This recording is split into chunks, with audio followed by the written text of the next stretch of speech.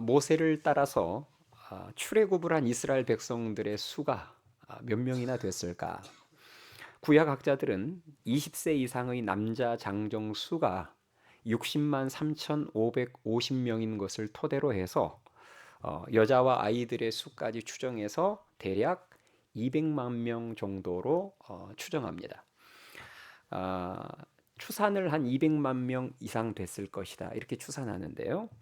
이 200만 명의 이스라엘 백성들 중에 약속의 땅인 가나안 땅에 들어간 사람은 단 두 사람, 여호수아와 갈렙뿐이었고요. 나머지는 모두 광야에 엎드려 죽었습니다. 자, 그렇다면 나머지 이스라엘 백성들은 왜 가나안 땅에 들어가지 못하고 광야에서 죽었을까요? 하나님께서는 그 이유가 원망이라는 죄 때문임을 민수기 14장에서 분명히 말씀하고 계십니다. 가나안 땅 정탐 직후에 이스라엘 백성들이 10명의 정탐꾼들의 부정적인 보고를 듣고 밤새도록 통곡하며 하나님과 모세를 원망했을 때 하나님께서는 그 모습을 보시면서 이런 말씀을 하셨습니다. 민수기 14장 27절 말씀인데요. 잘 들어보세요. 나를 원망하는 이 악한 회중에게 내가 어느 때까지 참으랴. 이스라엘 자손이 나를 향하여 원망하는 바 그 원망하는 말을 내가 들었노라. 29절 너희 시체가 이 광야에 엎드러질 것이라. 너희 중에서 20세 이상으로서 계수된 자 곧 나를 원망한 자 전부가 여분네의 아들 갈렙과 눈의 아들 여호수아 외에는 내가 맹세하여 너희에게 살게 하리라 한 땅에 결단코 들어가지 못하리라. 이렇게 기록이 되어 있습니다.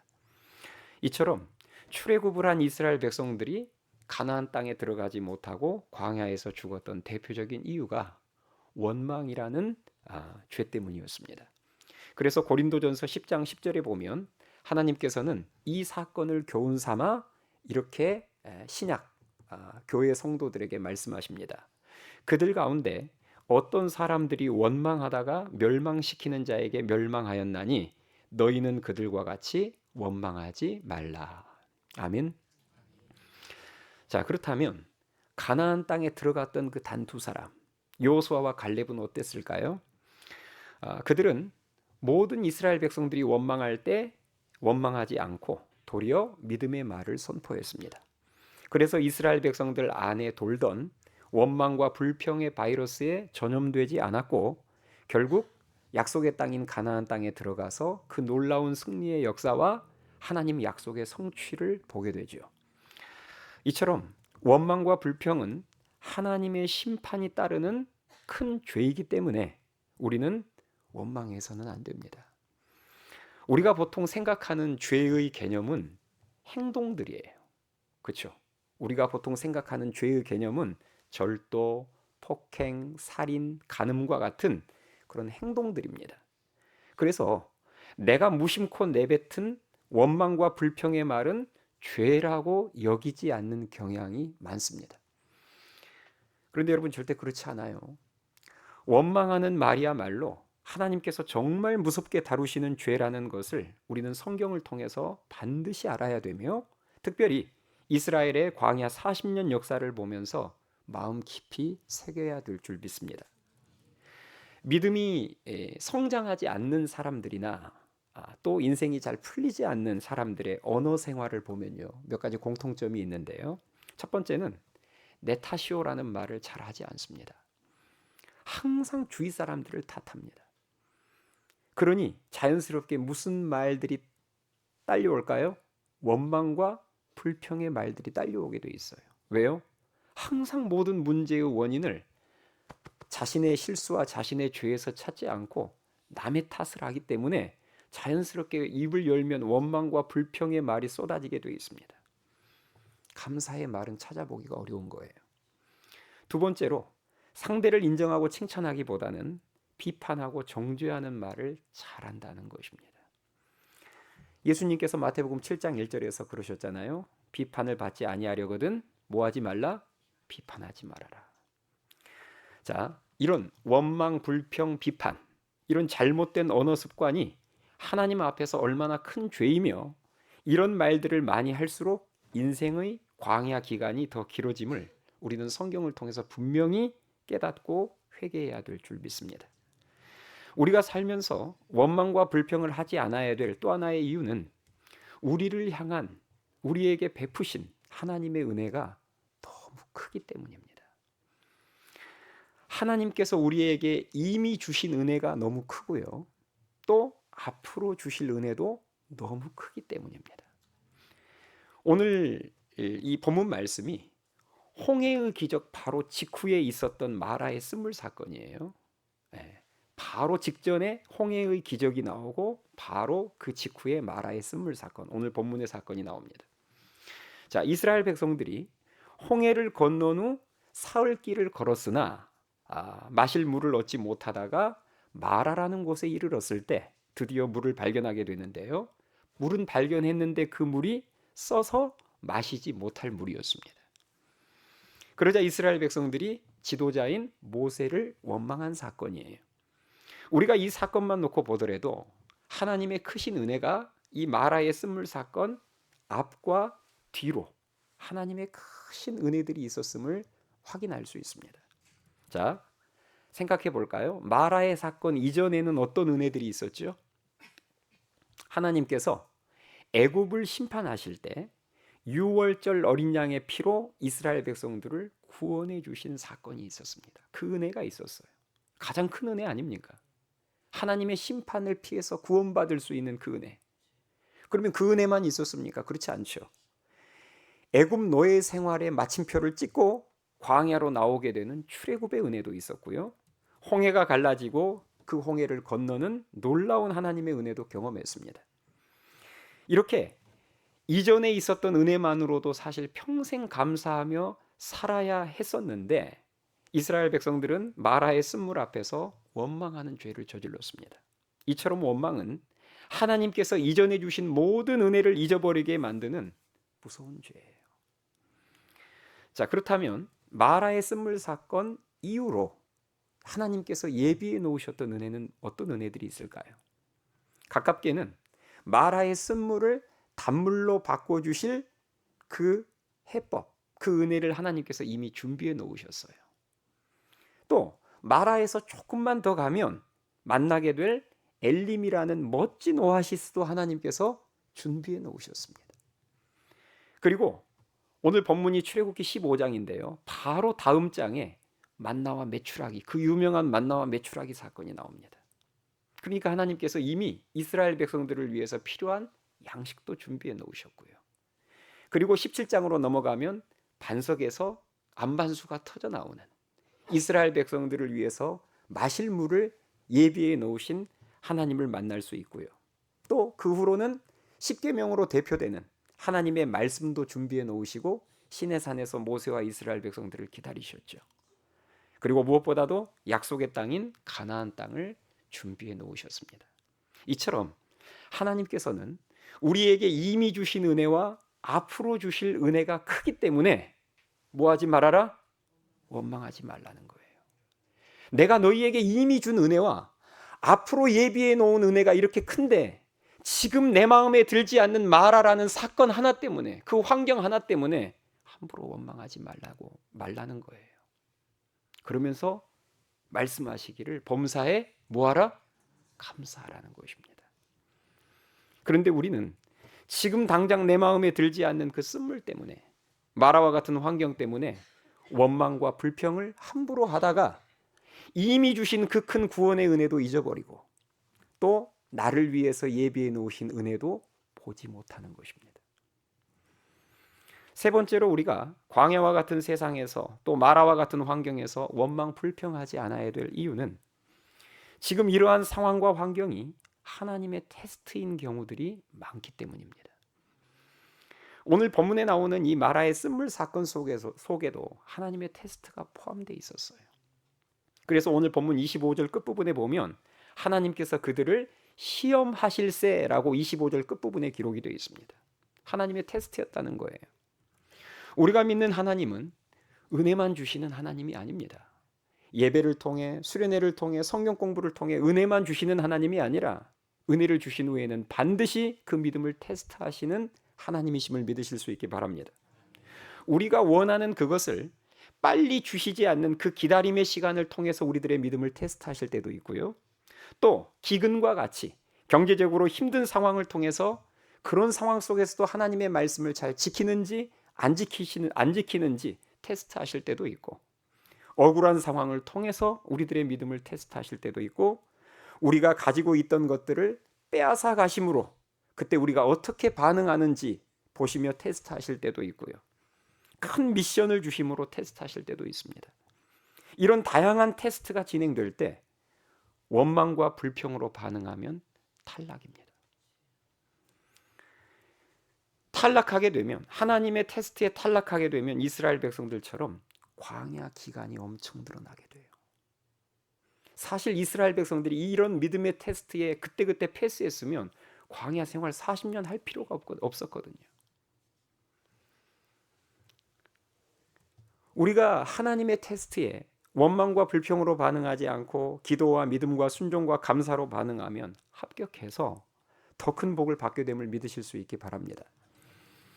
우리가 원망 불평을 하지 않아야 될 또 하나의 이유는 원망 불평이 우리들의 영적인 귀를 다 막아버리기 때문입니다. 이게 참 무서운 거예요. 우리가 아무리 힘들어도요, 자, 우리의 지금 상황이 힘들고 어떤 문제와 위기 앞에 처해 있어도 우리의 영혼의 양식인 말씀만 잘 들리잖아요. 그러면 반드시 길이 나고 살 수 있음을 믿으실 수 있기 바랍니다. 틀림없어요. 하나님의 말씀만 잘 들리면 성도는 어떤 상황 속에서도 길이 나고 살게 되어 있습니다. 그런데 반대로 아무리 상황이 좋아도 하나님의 영혼의 양식인 하나님의 말씀이 들리지 않는 순간부터 성도는 엄청난 위기에 직면하게 됩니다. 마귀가 이 사실을 잘 알아요.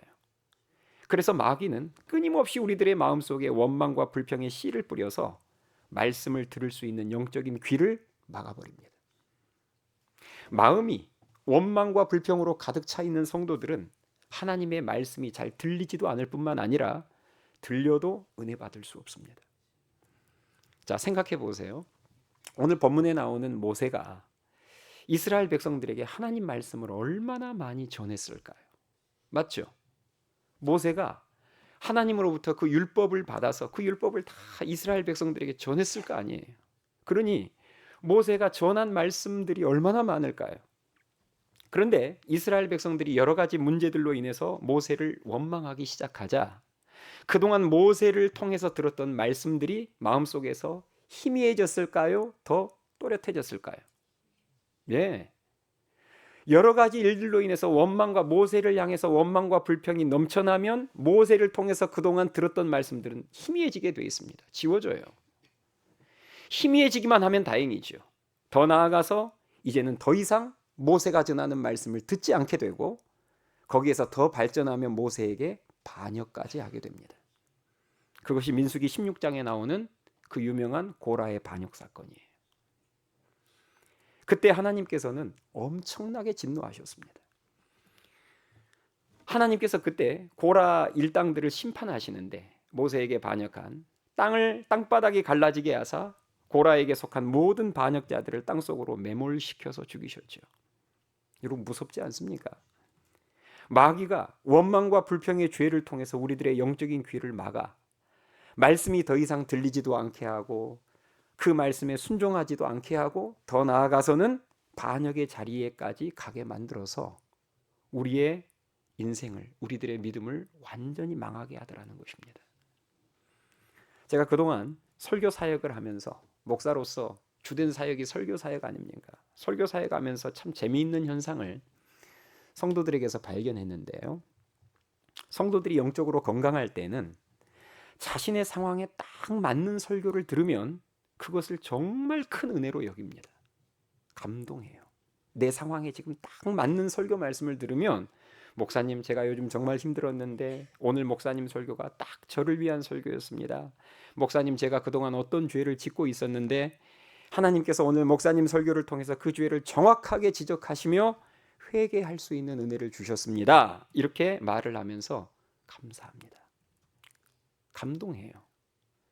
그런데요, 성도가 영적으로 잠들어 있거나 병들어서 마음속에 원망 불평이 가득하잖아요. 그때 자신의 상황에 딱 맞는 설교를 들으면 은혜를 받는 게 아니라 시험에 듭니다. 목사님이 자기를 미워해서 자신을 겨냥한 설교를 했다는 거예요.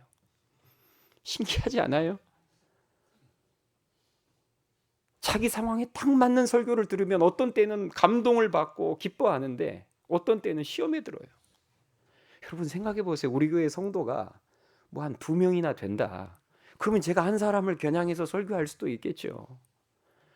지금 우리 교회 성도가 많잖아요. 제가 그 많은 성도들 중에서 누구 한 명을 겨냥해서 설교하겠습니까, 제가? 사람이 한 번 마귀의 페이스에 말려 들어가고 원망 불평이 자리 잡게 되면 그런 좋지 않는 상상에 휘말리게 돼요. 그래서 말씀의 은혜를 받지도 못하고 그렇게 되면 결국은 말씀에 순종도 하지도 않게 되고 그렇게 되면 영혼이 메말라가고 죽어가는 거예요. 원망과 불평이 이렇게 무섭습니다. 우리의 마음과 영적인 귀를 다 막아버려서 말씀이 들리지 않게 만들어버리는 거예요. 그래서 우리는 원망과 불평이 내 마음속에 일시적으로 찾아올 수는 있어요. 아무리 믿음이 좋은 사람도 원망과 불평이 전혀 없을 수는 없습니다. 이 마라와 같은 환경, 이 세상 속에 살면서 원망과 불평의 요소들이 얼마나 널려 있는데요. 그 원망과 불평이 순간 찾아올 수는 있지만 절대 믿음이 좋은 사람들은 그 원망과 불평을 받지 않습니다. 내 마음속에 자리 잡도록 내버려 두지 않아요. 믿음으로 쳐내는 거죠. 물리쳐내는 것입니다. 우리가 원망 불평을 하지 않아야 될 또 하나의 이유는 모든 원망과 불평은 결국 하나님께로 향하게 되기 때문입니다. 우리가 보통 원망과 불평을 할 때에는 사람이나 환경에 대해서 원망 불평을 주로 합니다. 맞죠?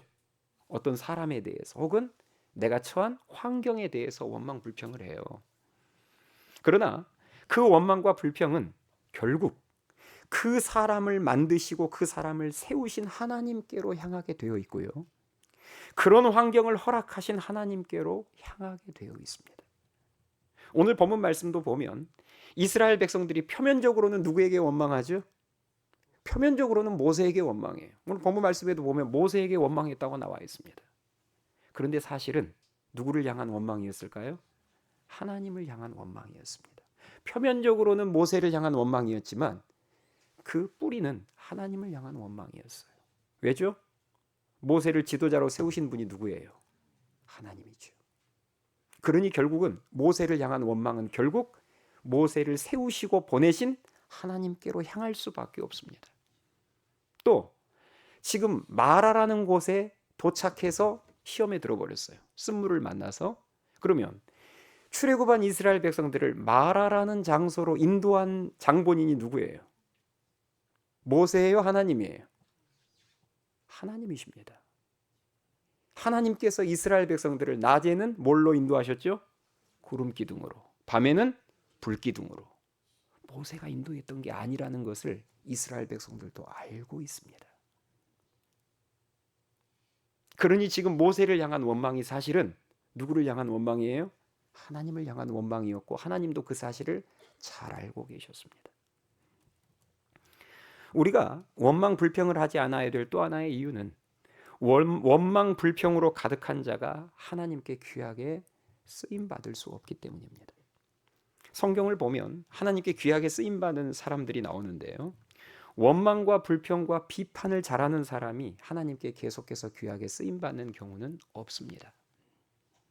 오늘 본문에 나오는 모세만 봐도 그 사실을 알 수 있는데요. 사실 이스라엘 백성들보다 더 많은 원망과 불평을 쏟아낼 수 있는 사람이 모세예요.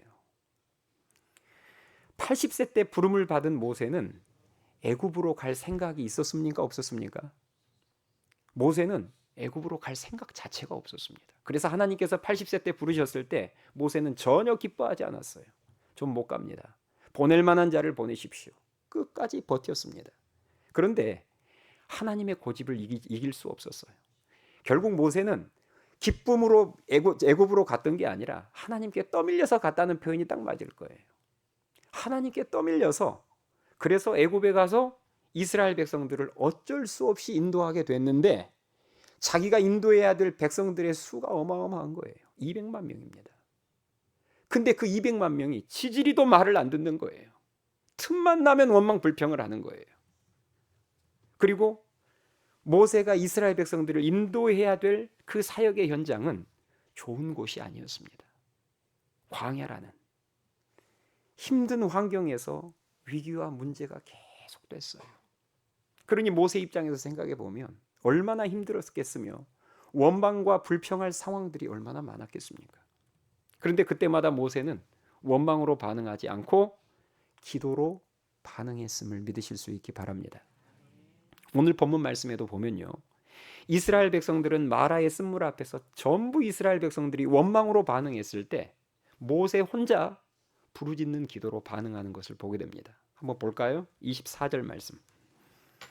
오늘 본문 24절 말씀 보세요. 자, 24절. 백성이 모세에게 원망하여 이르되 우리가 무엇을 마실까 하매. 자, 백성들은 뭘로 반응했어요? 원망으로 반응했어요. 자, 25절. 모세가 여호와께 부르짖었더니, 자, 모세는 뭘로 반응합니까? 기도로 반응했습니다. 정확히 대조되어 나오죠.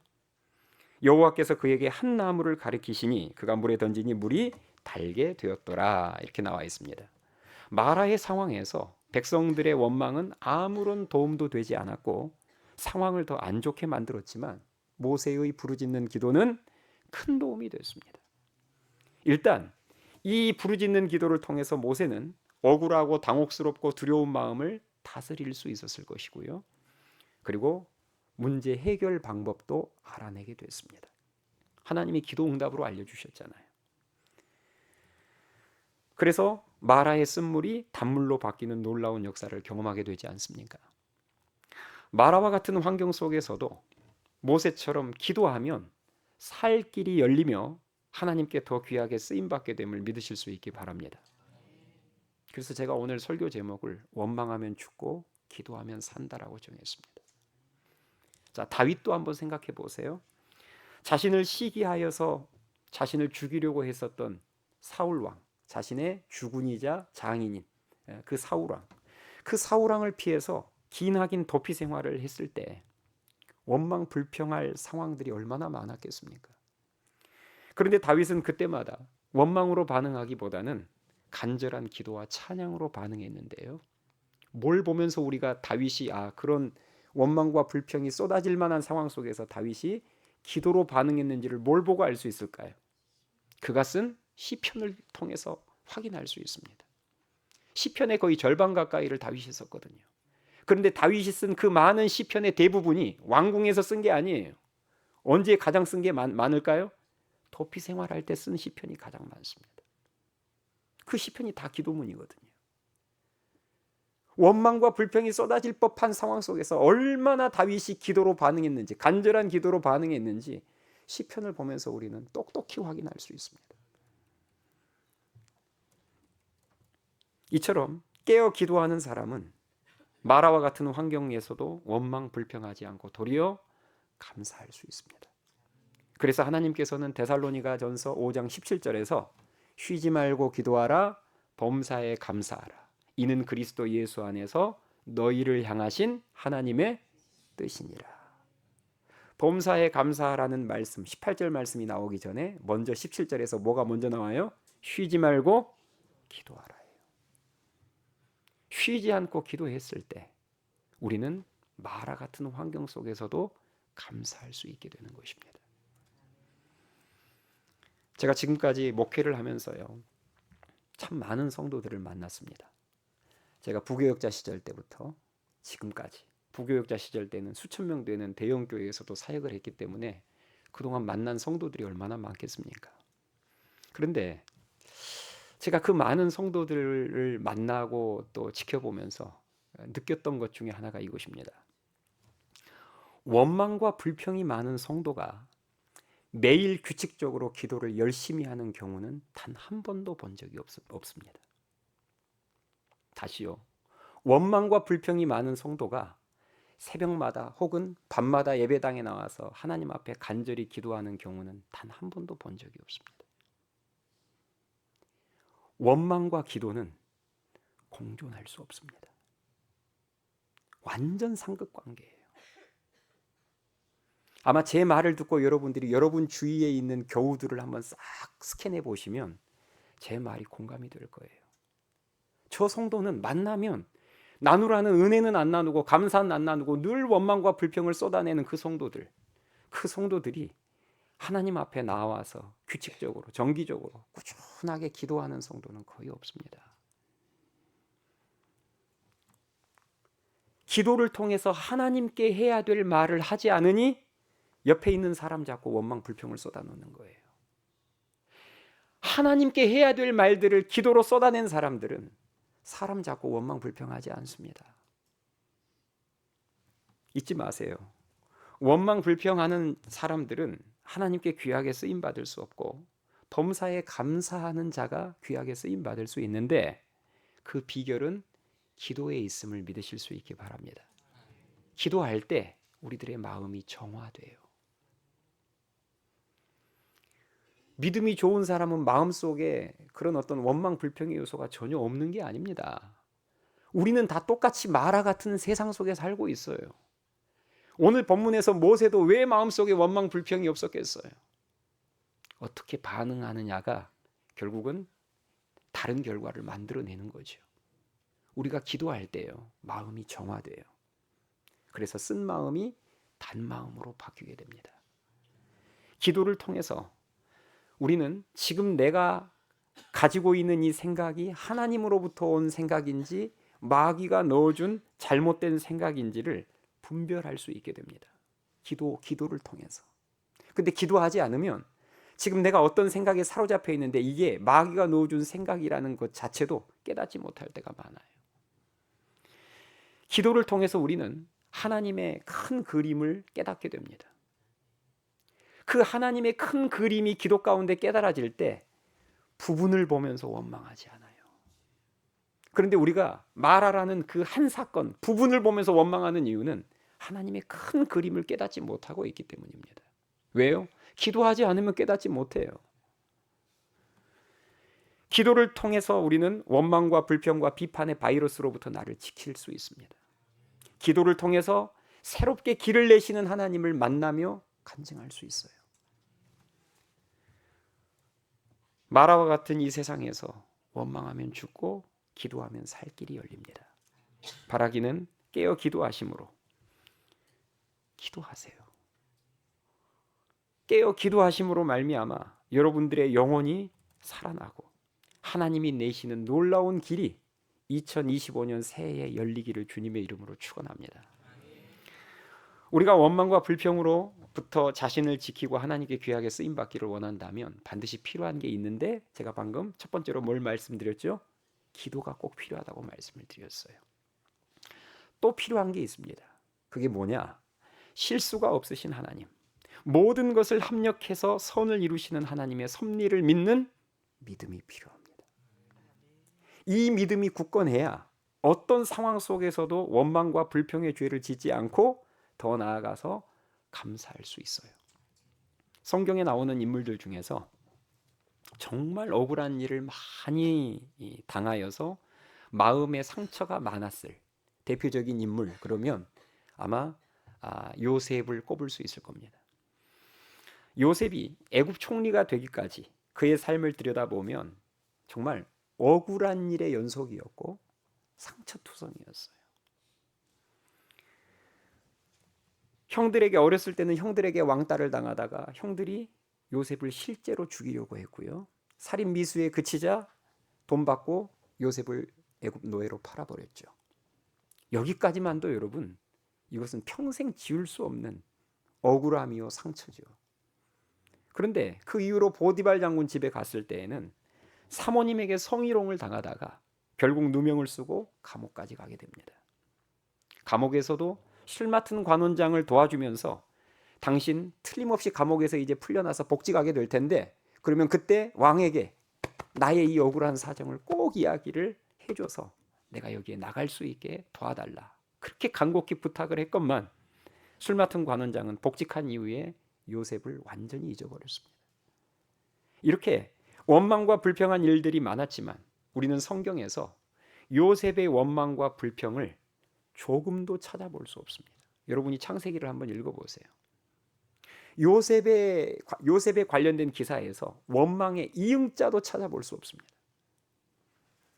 요셉도 사람인데 왜 억울한 일을 당할 때마다 하나님께 서운하고 원망스러운 마음 없었겠어요?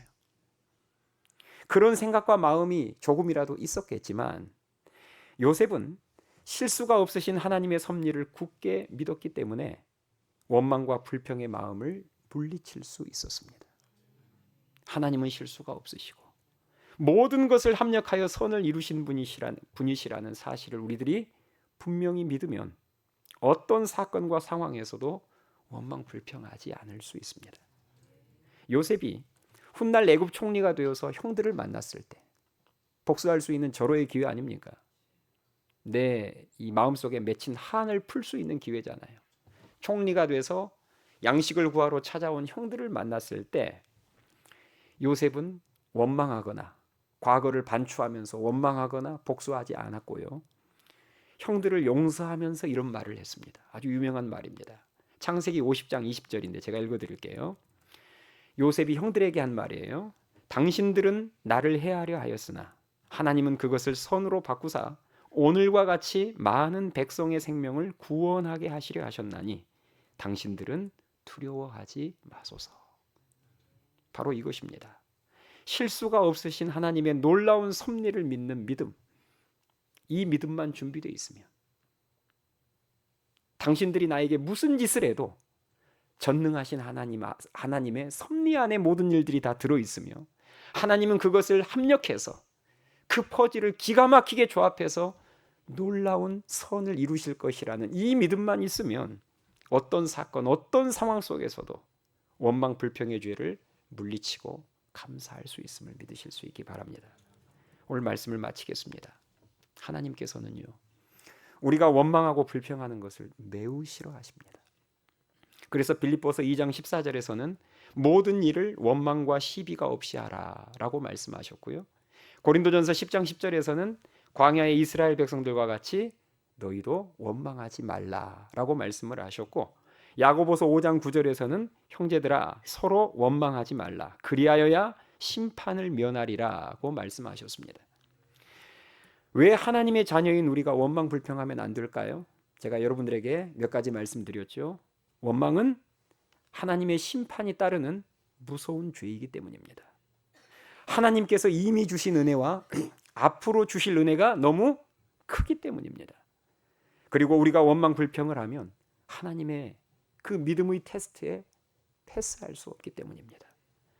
그 원망의 죄가 우리들의 영적인 귀를 막아서 하나님의 말씀을 잘 들리지 않게 만들고 그 말씀에 결국 순종하지 않게 만들기 때문입니다. 그리고 모든 원망과 불평은 결국 누구를 향한다고요? 하나님을 향할 수밖에 없어요. 또 하나님께 귀 쓰임 받을 수도 없습니다. 하나님께서는 범사에 감사하는 자를 귀하게 쓰시지 늘 원망과 불평과 비판을 달고 사는 사람을 귀하게 쓰시지 않습니다. 그것은 여러분도 마찬가지일 거예요. 여러분이 운영하는 회사나 여러분이 운영하는 가게 직원을 쓸 때 여러분 같으면 입만 열면 원망 불평 가득하고 비판 가득한 그런 직원을 여러분들은 쓰시겠습니까? 감사하는 사람을 쓰겠죠. 그러므로 여러분들에게 부탁드립니다. 가정에서도 직장에서도 교회에서도 원망하거나 불평하거나 함부로 남을 비판하지 마세요. 저는 여러분들에게 교회에서만 원망하지 말라는 말씀이 아닙니다. 하나님은 가정 가운데도 계시고 여러분 직장 가운데도 계십니다. 모든 곳에서. 이제 명절 연휴가 시작이 되잖아요. 그러면 이번 주 수요일이 설날이니까 여러분 아마 오래간만에 가족들, 친척들을 만나게 될 텐데 오늘 말씀을 마음속에 깊이 새기시고 가족들의 한심한 모습이 보이더라도 원망하지 마세요. 불평하지 마세요. 기도로 반응하셔야 됩니다. 하나님께서 이렇게 가족 모임을 통해서 뭘 기도하라고 나에게 보여주시구나 이렇게 반응하시고 기도의 자리로 문제를 가지고 나가셔야지 거기서 여러분들이 심판자가 돼서 목사님에게 배운 성경 지식을 그때 다 쏟아부으면서 사람 정죄하고 거기서 비판하고 그리고 원망하고 있으면 안 됩니다. 이게 말처럼 쉽지는 않을 거예요. 왜냐? 우리가 사는 세상은 에덴 동산이 아닙니다. 우리가 살고 있는 이 세상은 이미 마라와 같이 쓴물로 가득한 세상이기 때문에 이런 세상을 살아가면서 원망 불평을 하지 않고 감사한다는 것은 이것은 어려운 일이에요. 마라와 같은 환경에서 원망으로 이스라엘 백성들처럼 원망으로 반응할 것이냐, 아니면 모세와 다윗처럼 기도로 반응할 것이냐는 그것은 우리의 선택에 달려 있습니다. 바라기는 모세처럼 기도로 반응하시고 요셉처럼 실수가 없으시고 모든 것을 합력하여 선을 이루시는 하나님을 절대적으로 신뢰하심으로 말미암아 원망과 불평을, 끊임없이 찾아오는 원망과 불평을 물리치시고 하나님께 귀하게 쓰임받는 우리 모두가 될 수 있기를 주님의 이름으로 축원합니다. 찬양하시겠습니다.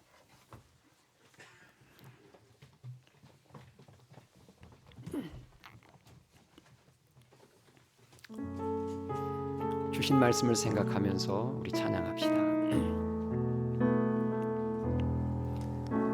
마음이 상한 자를 고치시는 주님, 하늘의 아버지 날 주관하소서. 주의 길로 인도하사 자유케 하소서. 새 일을 행하사 분케 하소서. 의에 줄이고 목이 마르니 성령의 기름 부으소서.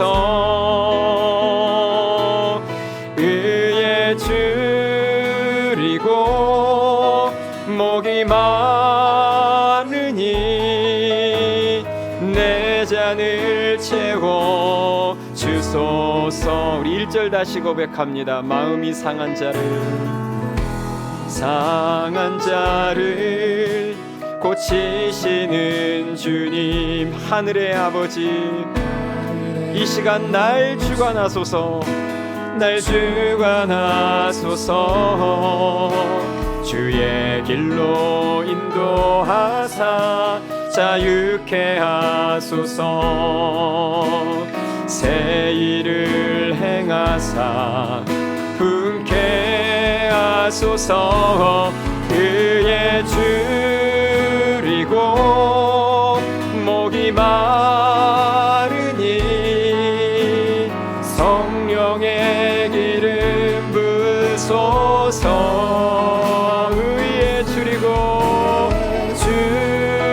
줄이고 목이 내 잔을 채워주소서.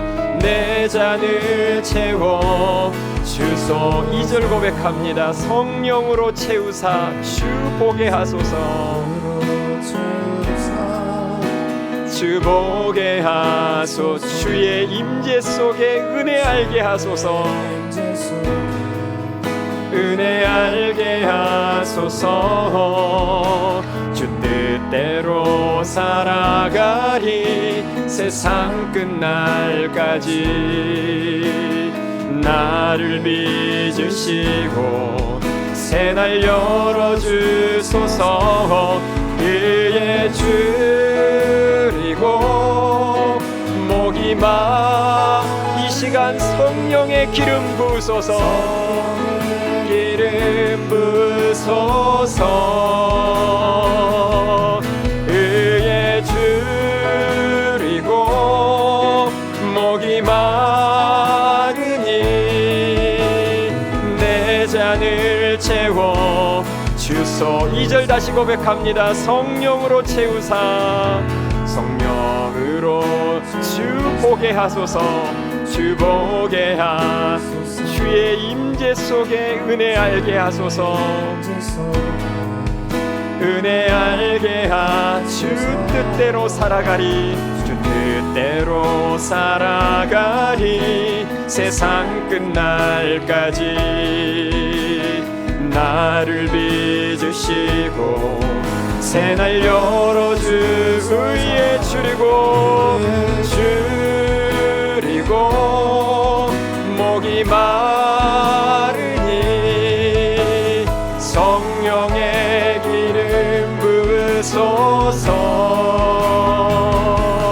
그의 줄이고 목이 마르니 내 잔을 채워주소서. 채워주소.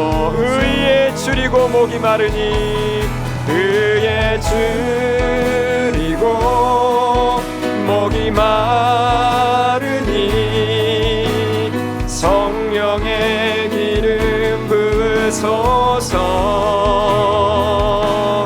의에 줄이고 목이 마르니 내 잔을 채워 주소서. 우리 여러분 이 시간 기도합시다.